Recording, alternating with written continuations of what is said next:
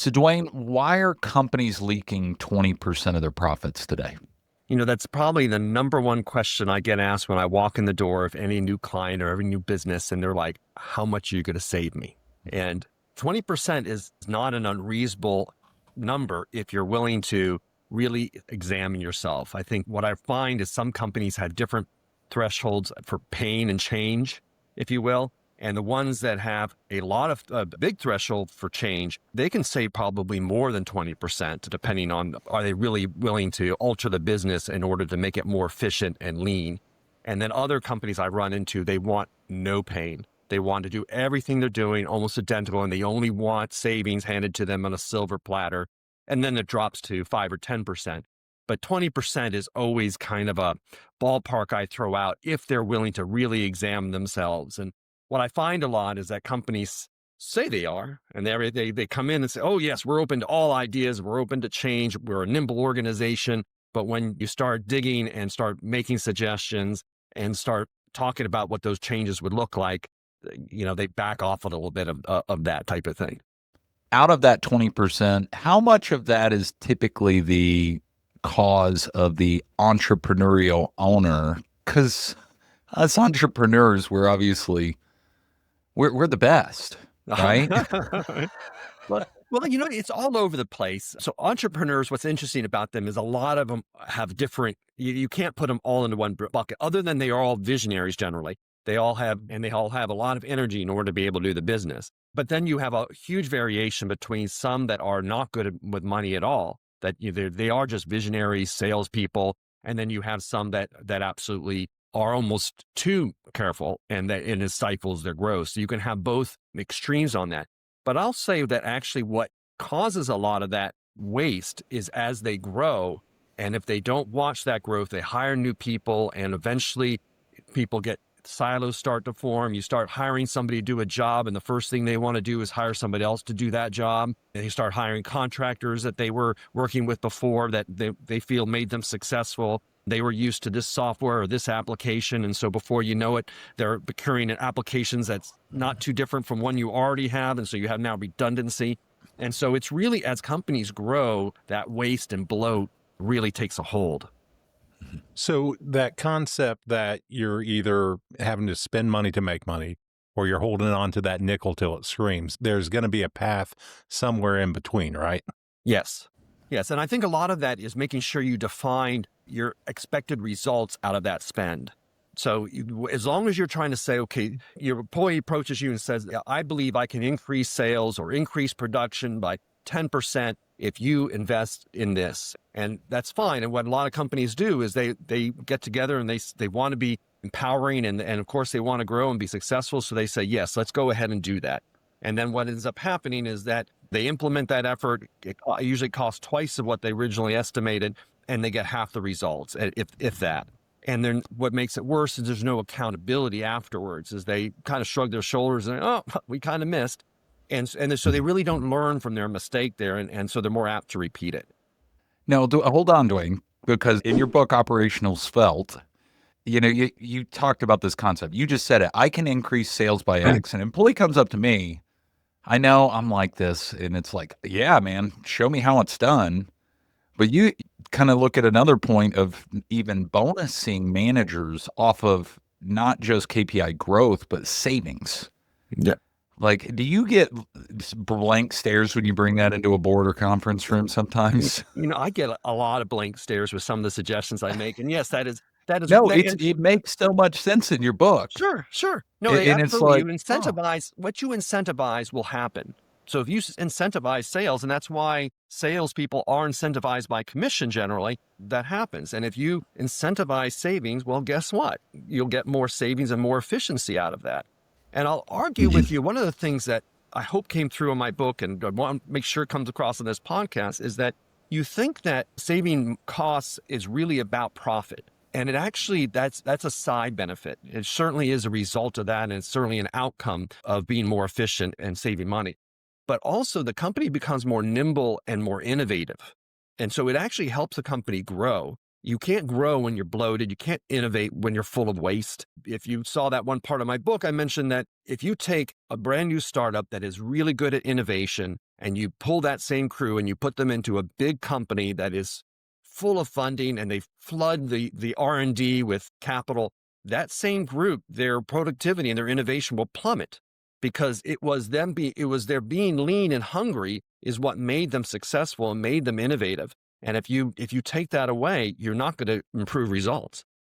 So a lot of small business owners are going to hear or think when you're talking about cost management or cost savings, right? They're bean counters or you're cutting corners, but that's a misconception, right? Can you give some examples of how they can do both and be beneficial, especially with that small business contractor? Yeah, I can hear on social media a month from now, Duane, when this hits, this short, these contractors going, well, no, if you want to cut costs, you just got to, that's cutting corners. And I'm all about quality.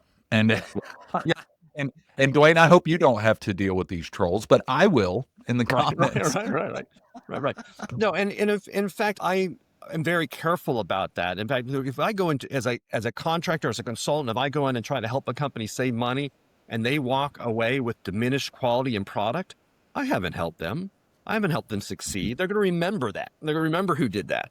So I absolutely believe that I'm not going to touch quality. It's either going to be equal or greater when I walk out the door. So it is a misnomer that somehow cutting costs cuts quality and outcome. Yeah. Well, and Terry, I know this episode's going to drive you crazy because you work in the wild world of academia. And we're known for our cost savings measures, trust me. Oh, yeah, your efficiencies are just, insane.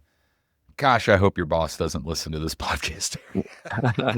But no, Dwight, that's what I love it. And of course, you're running the Efficacy group. And also what I love about it is we got a lot of talking heads and what I call entrepreneurs out there that are training things, but they don't have the background for it. But the fact that you do have an MBA and you're a CPA.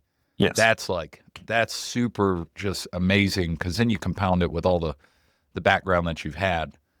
But, when we look at this, it's wild to think that a lot of contractors and business owners alike, we just have a more mindset and like strap on the cape, let's go. And I like how you said efficiency or innovation before.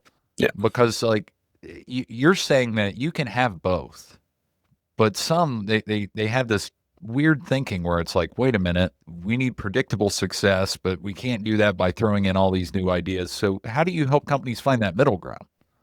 Well, I don't want to take away that go, and grow mentality, right? So I want to balance it.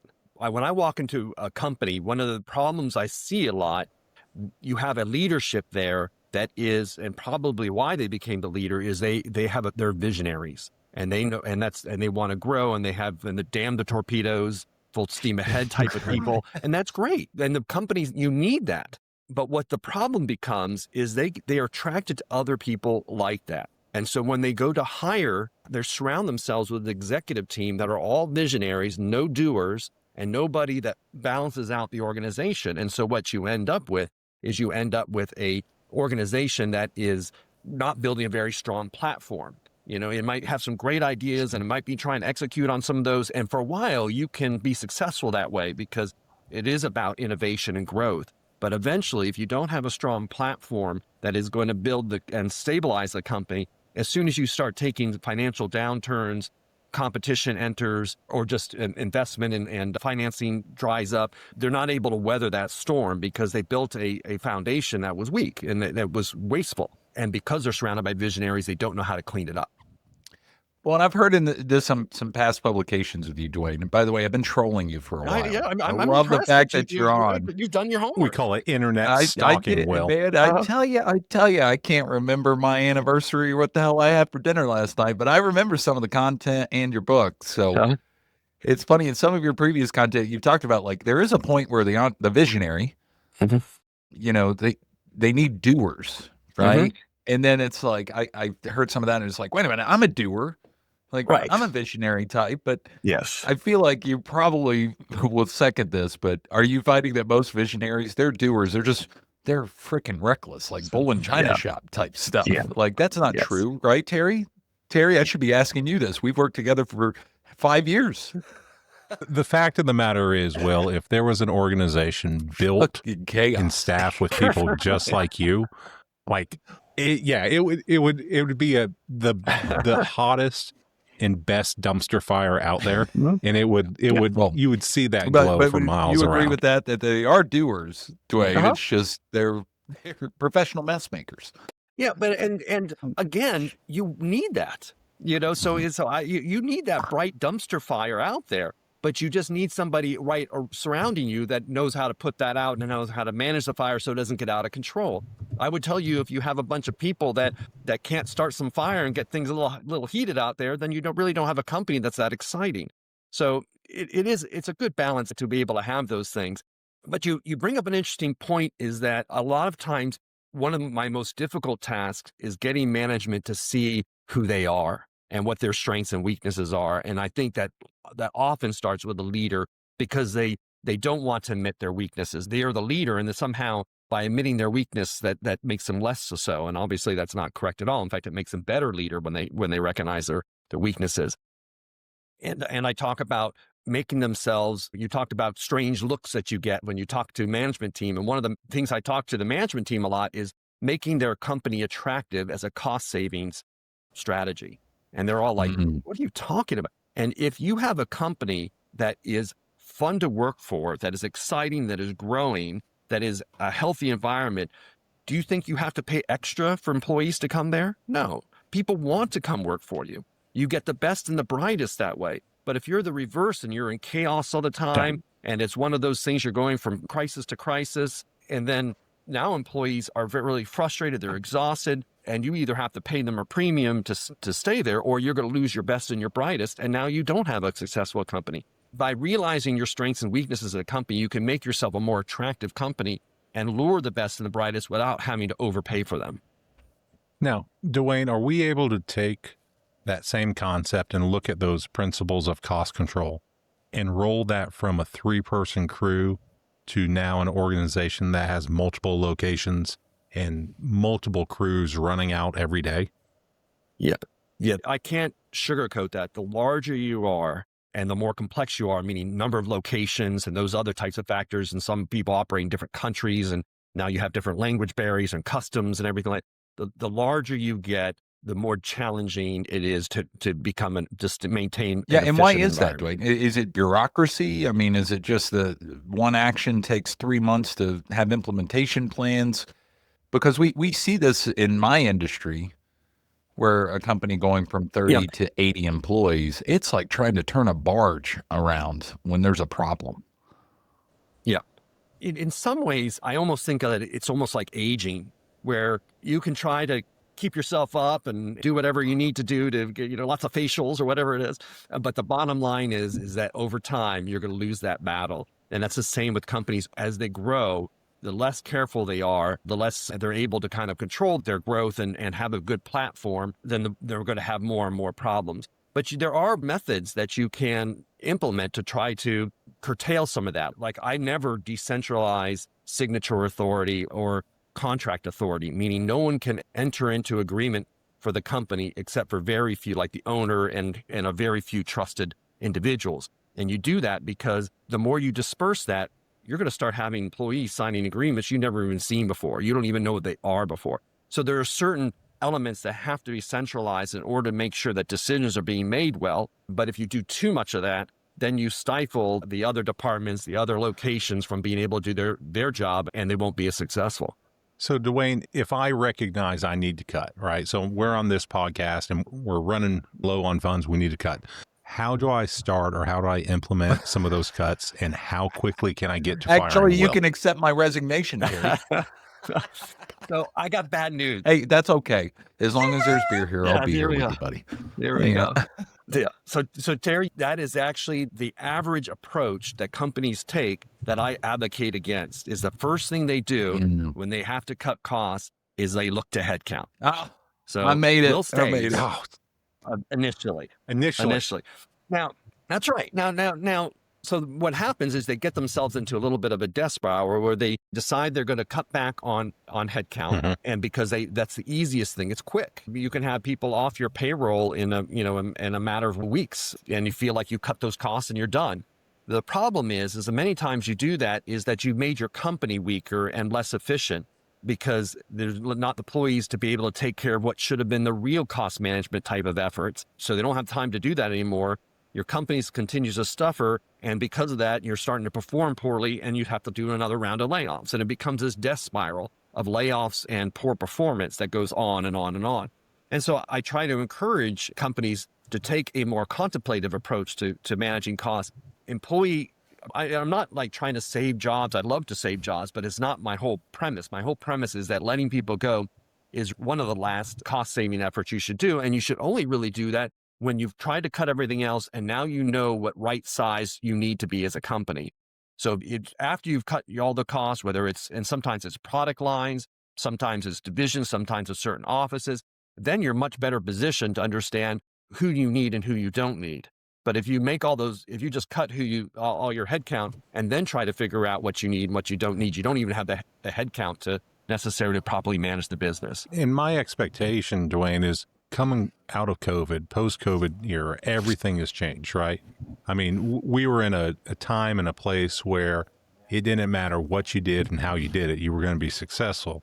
Now, past that, we're having to be more, I don't know what the word is, specific or intentional with the choices and the dollars we spend, right? Yeah. Well, and I'll even take it the next step. It's going to get worse because of AI, right? You think things have changed recently. You wait till we see where they're going to go. How do you implement that successfully? Everyone's promising you tools that will make your company much more efficient with AI. Some of them will help. Most of them won't. And then what happens is that you go and you say, okay, I want this tool because I think it'll help us be more efficient. And the first thing that management says, well, okay, but then you got to cut headcount. So who do you want to get ready? Because AI is supposed to eliminate headcount and so in order to trade off that cost. So I think we're going to see some very big changes. We've seen changes since COVID, and I don't think they're going to slow down. And I think this is interesting because we're in the contracting world, and as many people know, we accept technology changes so well in construction, right, Terry? I mean, we're really good at it. So yeah, no, I think the word you're looking for, Will, is embrace. Oh, embrace. Yeah. Is that a PPE? Is that what that is? Is that a safety strap? Is that a back strap, hard hat? Anyway. And by the way, Terry, funny story. This was so serendipitous, Duane, that we were having this meeting today because I found a $5 bill on the countertop at my kitchen this morning. And Terry, you'll love this. My son came down before school. And I'm like, where'd this $5 bills come from? He goes, oh, that's my profits. And I'm like, from what? And he goes, well, I sold Monster energy drinks at school to a few kids, and I profited $4 off of a Monster energy drink. And I'm like, what do you mean you profited $4? And he goes, it cost me $1 to get it, and I sold 5, so I profited $4. And I'm just setting that so Mom can transfer it over into my bank account. And I'm like, let's just educate you on costs right now, son, because who paid for those monsters? And he goes, well, I didn't. and I'm thinking, like, you have 100% profit, son, because you haven't paid your vendor. And he goes, what's a vendor? And I'm like, I'm your vendor. So what you should have said is a schmuck that had to buy that stuff in the first place. Oh, yeah. But it was actually, I was a proud father for a moment because I'm like, he's 13 years old, already talking about margins. 400% return. Nothing wrong with that. Well, hold on. He has an aging AP right now, Duane. So yeah, right. But you know what? He's got his supplier right where he wants him, if you ask me. Well, the question is that $5 in your wallet, Will, right now, or is it on the counter? It is on the counter. I want to have an added conversation. That's why it's fitting because I got Duane here. When you're coming in to consult with companies, Duane, in a lot of blue collar companies or a workforce that may be a little bit more dirt under their fingernails, What are the steps that you take to help educate that workforce on even understanding what cost is without being like, hey, we're trying to cut people? What have you done there to Right. bring those results out in those companies? Well, I have to do my homework as well when I walk into a company, and that what that looks like is first thing I do is I go in and look at where they're spending. I take their checkbook, if you will, or cash disbursement register, and I look everything that's going out the door and try to understand that. So before I'm going to talk to anybody, I'm going to make sure I understand the company and how it's spending money, and then I try to categorize and say, okay, well, where a contracting business, a lot of times you have your two big costs are the materials and the contractors, the employees. And so you look at those two and you try to say, okay, well, how are we going to approach, if these are 80% of the costs, what can we do to try to improve these type of things? And then I don't leave the other 20% alone. In fact, sometimes it's better to tackle that 20% first, build up confidence with the management, not have the leadership and employees all that much worried about you, prove yourself and show that you have some savings. And then you can approach and say to those employees, look, we've already cleaned up this part of the company. These are the type of things we've did, and these are the type of things we looked at. And then you can start having honest conversations with those employees because you need their help. If you think you're going to walk into a company that you've never worked for before and be able to understand their business better than they do within a matter of weeks, that's probably not a realistic approach. You have to team with them and you have to earn their confidence that you're part of the solution that will help them. And one of the things that I talk about in my book is you share the glory, so to speak, where if you find savings and you're successful, the best thing I can do is not say, look, this leader or management was wasting all this money and we found what they were wasting and look how much we saved the company. Makes the manager look bad. You think that manager is going to want to help me again? Not at all. But if I let the manager go forward and say, look, we think we can cut back here and present that, and now they look good because they helped save the company money. I look good because I was part of that effort. Now all the doors are open to me because the employees of the company are going to help me be successful because it helps make them successful. So when you're working with a company, sorry, Terry, I'm interrupting here because you've got a big resume, Duane, with companies you've worked with. Is there one that's glaringly like, holy cow, this is the most wasteful thing I've ever seen in any type of company? You got to spill the tea, Duane. I don't know if your NDAs have expired on this or we can speak in vague, broad strokes here. Yeah. I'm guessing a lot of it's owners spending way too much for their lifestyle, but let's omit that one. I probably can go ahead and throw out, and I just won't use the name, but you could track it down through my resume. But it's actually how I got into this field. So back when I had my own business early in the 90s, I was helping companies do transactions. I thought, wow, this is easy because it was the .com boom, right? And so who realized that you could throw out your line and you grab a fish at every time. So I was doing very well. I had built the company up. I sold that company, got lucky on the timing. It was 2000, right before the bubble burst. And after the bubble burst, one of my clients called me up and said, we're doing the Titanic. We're really struggling here and we need your help to kind of come on board. And what had happened is that the company had done an IPO. It had spending money like crazy. It still had a fair amount in the bank, but it raised, I'm trying to remember, like 50 million, which at that time was a fair amount of money. And they still had, they still had under 10 of it left, but they were burning through it so crazy because that's what the market had demanded was grow, spend, whatever it takes. We'll keep the money coming if you keep the growth coming. And all those rules changed overnight. So I went on board there and they were hemorrhaging cash. It was such a target-rich environment. You couldn't touch anything that wasn't broken and was wrong, whether it was, an office in a city in a market that had no customers. It was building operations that you had one customer giving you a $500 margin per month, and it was costing you $20,000 to rent the space in that building. And then vendors, you bought enough licenses for your employees for 800 employees, and you only had 500. So there was just so much cleanup to do. And I think in some ways it spoiled me because I loved fixing it. And we got that company back to cash flow break even. Somebody else got interested and bought us out at a much better price than when I had got on board during a very difficult time. And I fell in love with the idea that you can fix companies and you can make this right. And in some ways, it's always your first that's the most exciting and thrilling. So I went into the field because of it. And I certainly find ridiculous, wasteful aspects of what a company is doing all over the place. And the ones that bother me the most is when kind of executives are sponsoring it. For example, I knew one company that really loved to do great, big, extravagant events where all employees were called to a certain city. I'm trying to be careful about naming names. That's okay. 'cause We I know only have exactly 5 what or I'm talking 6 about. listeners. But they're, Dwayne. called You're to good. a certain And they're not in that city. but with my luck, it'd be one of them. Right. So, and they would take thousands of employees and pay for them to fly from all over in order to come to this one city.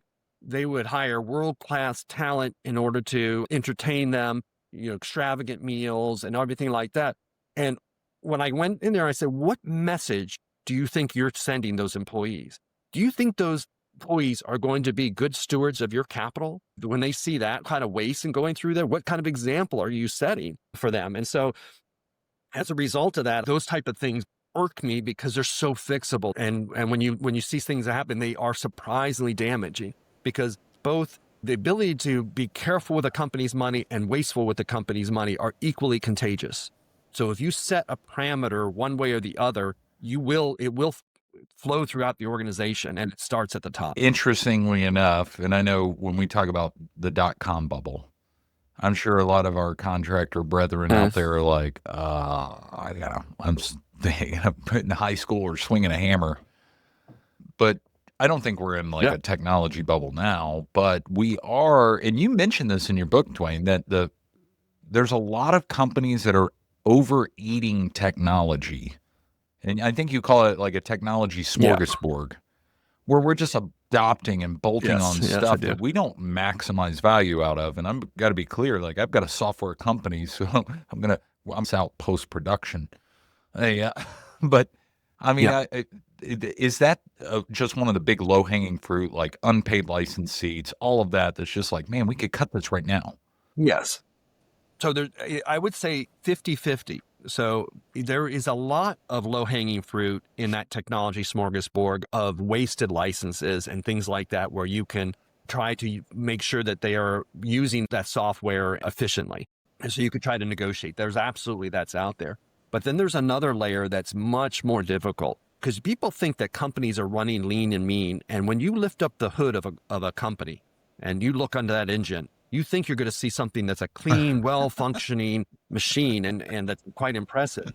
When you look under, it's like a bunch of Frankenstein parts put together, and you don't know how that you don't know how that car or company's running. And it's shocking. And a lot of that came from through acquisitions of where companies might have acquired another company, but you know what? They were really using these other technologies, and we don't want to be disruptive. And so we'll just keep using them. And then you buy another company and you bring in another technology. And before you know it, you have 3 or 4 different technologies doing the same thing that were just too difficult to implement. And so you try to just bolt them together awkwardly, and you have a lot of overlapping costs. And then you have to have people to manage those overlapping technologies. And it just really kind of builds up. So there's low-hanging fruit in the technology spend, but there's also some complicated aspects of that. Can I say one more thing because you brought up the idea that, hey, that, the dot-com bubble burst, that really didn't impact that many, necessarily contractors that much, because that was an internet type of thing that really did what hit them. But I think this potential AI bubble could be very different this time, because a lot of AI is bringing, what the number one demand from AI is energy, right? And infrastructure. So there's a ton of data centers going in there. There's going to be a ton of energy efforts. So there's a lot of electricians. There's a lot of construction going on related to that. And if that dries up and all of a sudden that bubble bursts, you will see, I think it will impact that contractor world quite a bit. Some of it good, because that means you're not competing as much for products. So wiring and construction materials and all those might fall, because you all of a sudden you're not, there's a glut of them and an abundance of them. But the other aspect of it is that labor, that you might find a lot of people that are having trouble finding work. And so labor becomes much more competitive. I'm glad you brought this up, Dwayne, because this has been a hot topic of people are investing in AI and things like that. And we're going to get into that to where we can adopt technology without letting go of our people and our businesses here in a second. But it's kind of like the gold rush, I feel right now. But the people that made the most money in the gold rush were the people selling the shovels, right? And I feel like today, right. the people selling the shovels are the trades businesses. They're the ones that are going to build these damn things. And it's like, that's the gold rush. I feel like it's going to just be awesome. Right. And so I'd love to hear your opinion on that, just because, that if that is an opportunity, I think it is an opportunity. There's going to be a bunch of people making wasteful decisions trying to get into that damn market, not only with their money, but also their assets and things like that as a business owner. I think you're absolutely right. There's a whole, like, people think about AI and there's a whole layer or two layers that are making great money supporting that industry. But like, back to your analogy of the men selling the shovels were the ones that made the most in the gold rush. But when that gold rush burst, they didn't sell many shovels. So it hurts when that dies, it hurts everybody. So make sure you squirrel away a little bit there. And I do think it will ripple throughout the economy. And I think everybody will struggle a little bit more on this one. Whereas I think you're right, the .com bust was a little bit more of a technology type of thing and white collar type of thing. But now the housing boom and bust, that was definitely hurt more of the contractor types. And I don't think it'll be as bad as that, but I do think it will be something in between.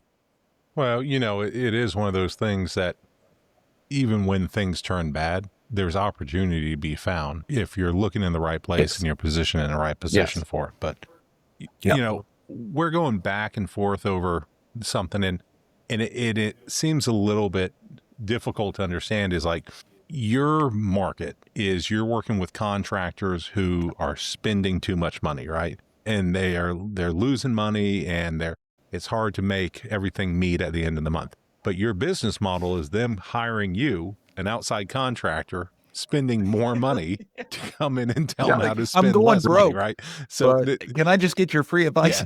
Yeah. So how would you tell them that you're a cost that they can't afford not to have? So actually, my preferred model in this is not to ask for a dime of them to pay me up like a fee or anything like that. All I say is, give me a cut. Ooh. Whatever I save you, if you give me 30% of that, those are my best engagements. I line up all day to do that. Dude, I didn't find any of this in my research for you, Dwayne. Yes. What's wild about that is that I talk to people like yourselves, and they're like, that makes all the sense in the world. Where you're perfectly aligned. If I'm not successful, then I don't get paid. And, everyone, what's wrong with that model? I have a lot of companies, they're not used to buying that way. So when you throw that out, they're like, they know how to say hourly rate all day long, and they know how to say a fixed fee for doing X, Y, Z all day long. But you start saying something like, hey, just give me a percentage of the savings. And I've had a lot of particularly interesting financial folks they're nervous about that because they don't know what that means. And in some ways that's fair. They should be, because I make my most money off those engagements. It is a science. There's two elements to it. So for example, in my book, I talk about how I helped a company cut back on travel. When I went in there, I negotiated with the airlines rates and a lot of other different types of things. So I got their travel down by 10, 15%, and I got paid on that. But in that process, we changed the policy that also said that you can't do extravagant meals, you can't fly upgraded classes and everything like that. Well, I didn't get paid, but the company started traveling 10, 15% less on their own. So not only did they save the money that I'd negotiated with, but they started saving double that by just employees traveling less, because it wasn't fun to travel anymore. And it had been perceived as luxurious for a while there. So I got paid 30% of the savings on 15% of it, and none on the other 15%. So it really is to a company's advantage to have that kind of structure. Sometimes it's a harder sell than you would think. Terry, I'm going to let you give your professional question, and then I've got a comment right after that one. Go ahead. I don't know if any of my questions are quite professional. Well, but I mean, it makes sense to me is, in the industry, in the home service industry or in construction industry, you're hiring professionals. You're hiring people to come in and fix the issues that you do not know how to fix. And you're the same thing. We're hiring people. What's nice to hear is that you're not just walking in and saying, well, you could do this or you could do that, but you're actually getting your hands dirty and you're negotiating those deals. Yeah, but Yeah. And now's my professional approach. It's like, talk about the cojones on this guy, Terry. Like, which, that comes with experience. Duane, I promise you, I've done a lot of research and I didn't know that's how you did it. That's awesome. First off, you're reducing risk, you pay to play, and that's so cool to hear that. And now I want to dovetail this a little bit, though, because, if it's like, cool, Duane, come into my business, but I care for my people, and that's a big problem. A lot of brick and mortar companies, and many of which are under 3 million, how have you seen cost cutting and leveraging technology to prevent from having to lay off people is an alternative to cutting costs? Because this has come up. I've got a great case study just hit me this morning, not my son, Terry, but in one of our owners groups that I want to introduce you to. But go ahead. I'd like to hear that answer to how you've done that in unique ways to leverage technology to cut costs without cutting the people that we love. Yeah. And I'll even go a little broader than that. So not only technology, but in all my cost saving efforts, my goal there is not to walk in and say, now you need X people less and you should let them go. What I encourage management to do is not, yes, that you could try to take all that savings right into profit, if that's what you need to do. And some companies are losing money and they have to do that, or they're in dire financial situations and they have to let people go. But what I hope I can convince companies to do is before they let people go, think about what else they could do. Can they grow their business now? Can they take those savings and invest it into the business and try to create something more than what they have? I think it's a healthier approach. Sometimes the answer is splitting it. Sometimes the answer is 100% to try to new projects into growth. And in the situations where companies facing dire financial circumstances, sometimes they have to do all those cutbacks. But I do encourage, and that's true with technology, if we find a technology and an AI type of solution that can help programmers, and that's a big one that's hitting programmers very hard, instead of letting those go, are there other projects and initiatives that you're trying to features that you're meaning to roll out that you couldn't fit into this year's budget that now you can, because now you have the resources? You sure you want to consider that? And I have some clients and friends that are in that world of software development, and they say it's like the Hunger Games now, where before they used to be bought in bagels every day. They would have free rides sometimes that would pick them up to the house and drop them off. And it was crazy how well you were treating these software developers. And now it's a situation where if AI is breathing down everyone's neck, they feel like they have too many software developers now. And so everyone's trying to perform really well, because if you're the lowest person on that totem pole and the lowest performer, they're cutting you. It's really hard work right now in that world has changed significantly.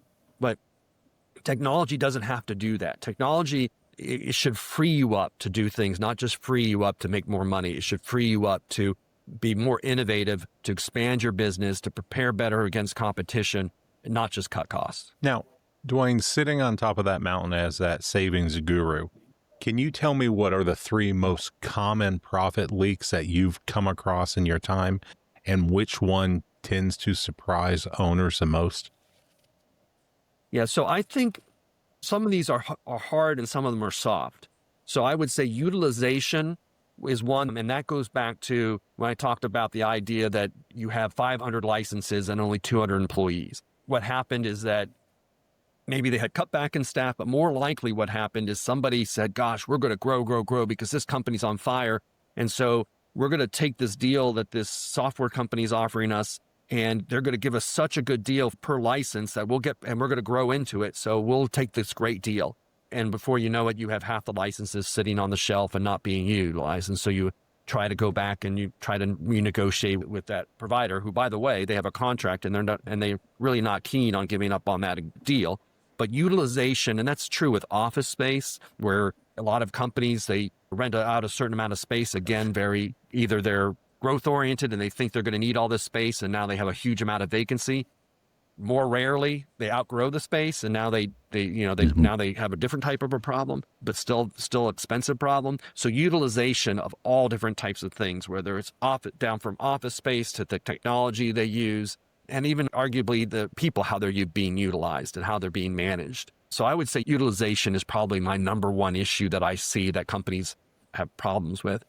A softer one that comes to mind is that I think is a general waste of employees, because if you like an average employee, they live paycheck to paycheck. They have very little in the savings, and they're very poor with their own money. And there's this old saying that says you spend the company's money like it's your own. Well, I suggest you be careful what you ask for, because they're not very good at spending their money. And so it's about training employees to be better with money, with the company's money, their own money. And again, that starts with the management not being extravagant. And I think trying to convince management that if they implement something that tries to train employees in that reward program for savings, if employees save some money for the company, they get a piece of that. You announce those type of things at company meetings so that all of a sudden people start realizing this company cares about efficiency and savings. That can have a dramatic impact on a company. So you changing the company's culture and awareness can be very impactful. And then the last thing that we talked a little bit about it earlier, that if I had pick a third one that comes to mind, is that centralizing of the contracts and agreements. Because what I see a lot of is when you're decentralized, what happens is that you have everyone signing agreements they ought not be. And then what happens is that you don't even sometimes know you've signed an agreement until some invoices start coming in. And I think trying to make sure that you have some sort of centralized point where anyone who wants to obligate the company, make a purchase, obligate the company in any way, has to go through a certain team in order to do that. I call it a cost management center, so that they have some sort of analysis and vetting to make sure that they're being good stewards of that money. So those are the three that kind of come to mind. Now, Duane, do you work with private equity groups and mom and pop organizations? Much more the private equity type than the mom and pop.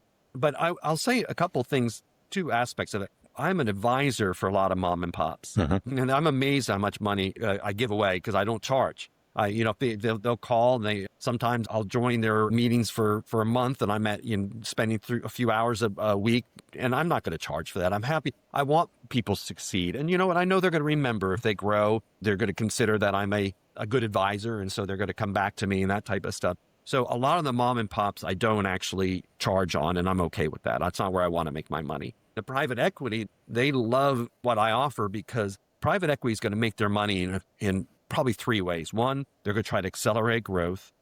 Two, they're going to try to combine companies in order to try to make 1 + 1 equal more than 2. And third, where I come into play, is they're going to try to make them more efficient and more profitable. There's no circumstance that I don't have a more pull than when a private equity is managing something. Because if I want to try a new idea or try to present something or think out of the box, they're very open to that type of thing because they really want to win on one of those three ways. Well, when you're talking about these different businesses that you worked around, one of the interesting things is that I've found with a lot of businesses, and I'd like to hear your take, Duane, is when you create this flywheel of finding savings and it's slowly moving and then all of a sudden it builds momentum, are you finding a cultural shift with organizations that all of a sudden, like, they're not frugal?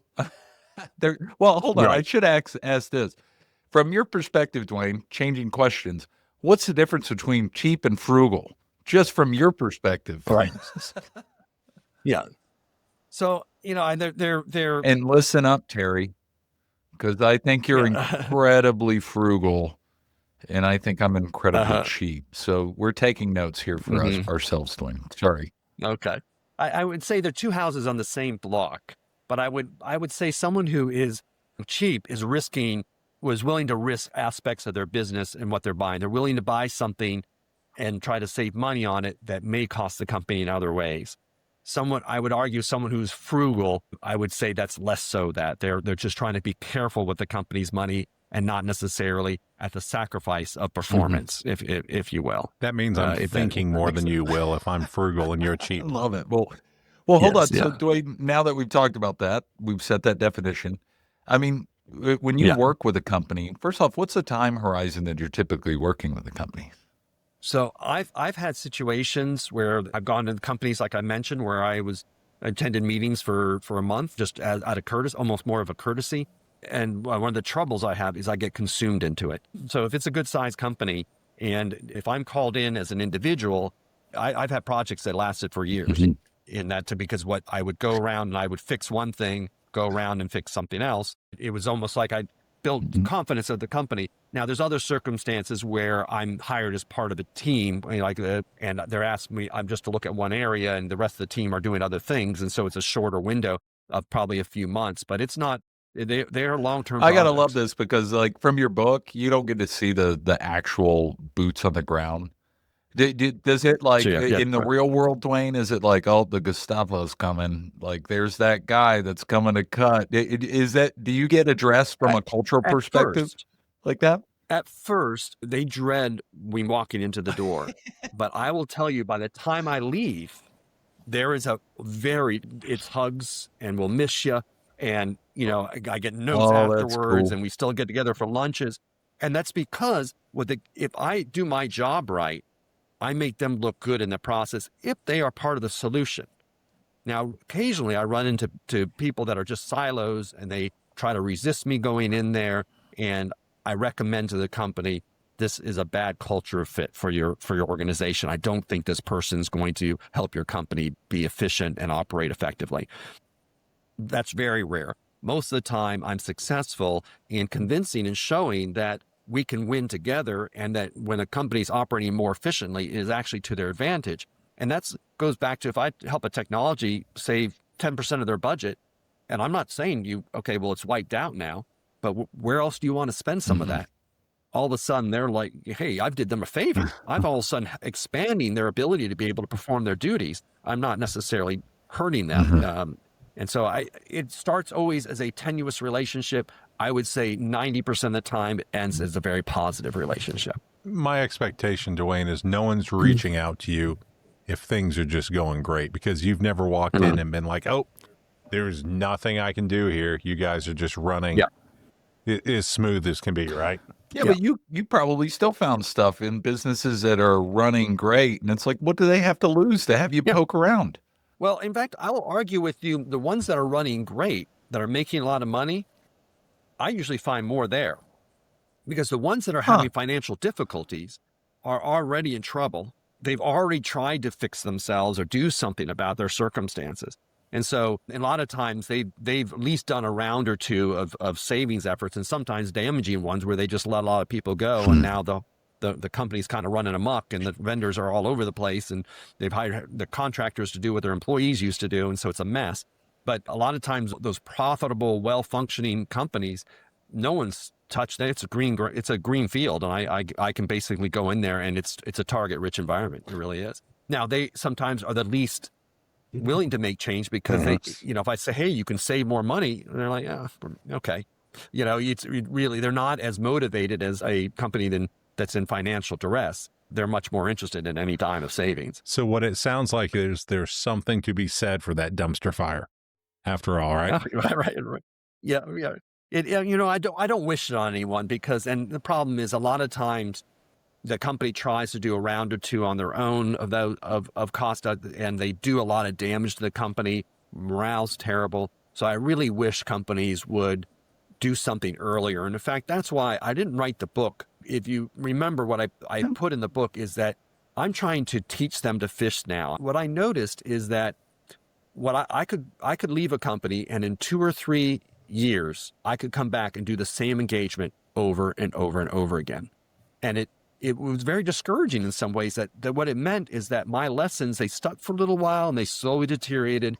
And within a matter of years, they were just as wasteful as when I was there before. And so what I'm trying to do is trying to encourage companies to set up what I call a cost management center, consolidate their cost management efforts, have parameters and structure so that they can do that themselves and don't necessarily have to call in people like me. Because the first thing I do is I do exactly that. I create a cost management center, if you will. I consolidate all the spending. I look at all that. I get a team to kind of help me manage that. companies can do that themselves. If they're wise about it, they don't need me. No. And they'd be more healthy for it. Well, last question before we close up, Duane. Yeah.